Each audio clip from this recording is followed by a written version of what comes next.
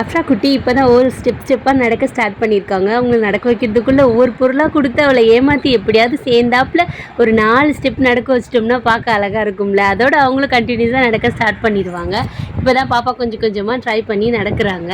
மறுபடியும் ஆரம்பிச்சிட்டாங்கங்க. Evening project செய்யணுமா, 2D shape 3D ஷேப்புன்னு சொல்லிட்டு அப்படின்னு உட்காந்து புலம்பி தள்ளி ஒரு வழியாக செஞ்சு முடிச்சாச்சு. கடலை வேற வாங்கினதுலேருந்து சும்மாவே இருக்குது. இந்த மாதிரி உடச்சி வச்சுட்டோம்னா ஏதாவது சமைக்கும் போது ஈஸியாக இருக்கும். நம்ம உடைக்க ஸ்டார்ட் பண்ணால் இந்த நானும் வரேன்னு சொல்லிட்டு அஃப்ரா பாப்பா வந்துட்டு அவள் வேலையை ஸ்டார்ட் பண்ணிட்டா. நம்ம ஈஸியாக இருக்கட்டுமேன்னு ஏதாவது ஒரு வேலையை செய்ய ஸ்டார்ட் பண்ணோமா, அவன் பங்குக்கு அவன் ஏதாவது ஒரு வேலையை பார்த்து நமக்கு இன்னொரு வேலையை வச்சுட்டு போயிடுறான். இவனை ஒரு தொட்டியில் போட்டு அமுக்கிட்டு இவன் தூங்கினாதான் நம்மளால் வேற வேலை செய்ய முடியும். நாளைக்கு பாப்பாவுக்கு லஞ்சுக்கு வந்துட்டு இன்றைக்கி பன்னீர் செஞ்சு வச்சுட்டோம்னா காலையில் செய்யும்போது கொஞ்சம் ஈஸியாக இருக்குமோ. அதனால் பன்னீர் செஞ்சு கட் பண்ணி ஒரு டிஃபன் பாக்ஸில் போட்டுட்டு நான் ஃப்ரிட்ஜில் ஸ்டோர் பண்ணி வச்சுக்கிடுவேன். காலையில் எனக்கு தேவைப்படும் போது எடுத்து யூஸ் பண்ணிக்கிடுவேங்க.